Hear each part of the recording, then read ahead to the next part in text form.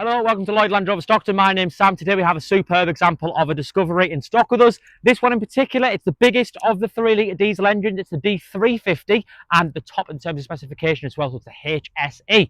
Now, finished off in Santorini Black, very much a black theme going around this vehicle with the Santorini Black metallic, black exterior pack. Now, we've got nice things like the 3D surround camera, which gives us that nice bird's eye view when we come to park it. And again, the best alloy wheels that go on Discovery.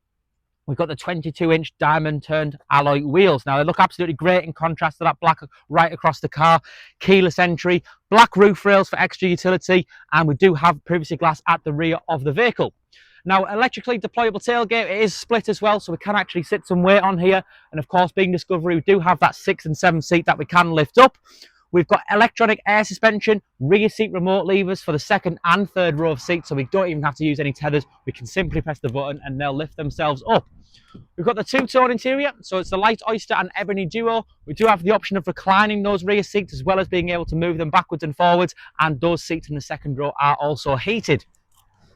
Jumping into the front, electric memory seats with an electrically adjustable steering wheel. And just jumping inside, we've got a digital dashboard, which doesn't read many miles at all, so 12,882 miles. We've got a heated steering wheel, a huge infotainment system on here, where we do find the likes of our navigation, media connectivity, Apple CarPlay and Android Auto, which is of course wireless.